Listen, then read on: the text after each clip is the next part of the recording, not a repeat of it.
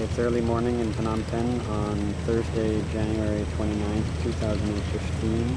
It's around 7:20 a.m. or 7:25. The sun's up, but it's very hazy.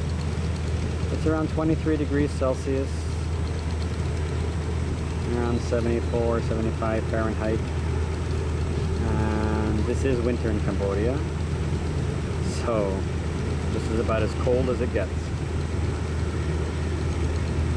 And I'm at the riverside. I thought I'd come out and check out some of these fishing families that are fishing very early in the morning using nets, and it's kind of neat.